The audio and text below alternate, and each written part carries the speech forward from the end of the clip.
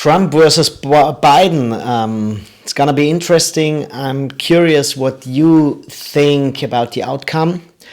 No, I'm not referring to the contents, because the content is either not all that interesting for us in Europe.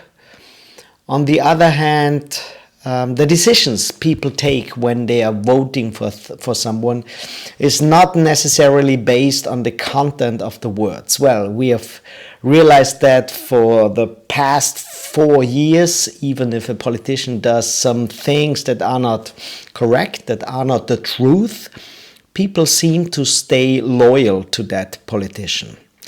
So what my intention is to watch closely to the emotional connection a politician builds to his voters. And Trump did that very successfully. Let's look how Biden does it. Another one is Bernie Sanders, who was very successful in doing that. Not successful enough. But anyway, so the body language is one of the most forms of communication to build a connection to someone. We know Donald Trump. I'm actually curious how he will act tonight in that debate. Also keeping in mind that it is on Fox News and the facilitator is Chris Wallace. Chris Wallace is on the one hand a prominent person, a prominent facilitator, moderator on Fox News, which has a tendency to the Trump camp. But he recently did some interviews that were highly critical of Donald Trump. So that is an aspect that might be interesting. But on the other hand, we know Donald Trump's body language. We have seen the debates with Hillary Clinton. We have seen him on his rallies in dozens of interviews.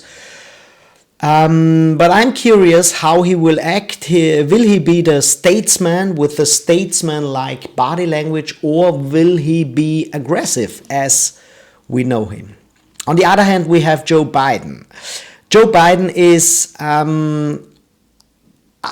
also to some extent limited in his body language. He's not as outgoing as Donald Trump, but he can be, but no way on the level of Donald Trump.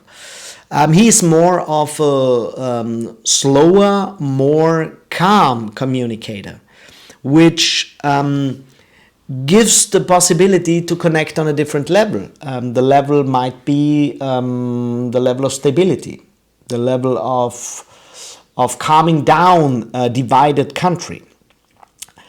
Well, I'm curious because he's the opponent. He's not in office, so he normally should be a little bit more aggressive, because he, in a normal election campaign, he should gain and gather those votes who are not satisfied with Donald Trump's policy.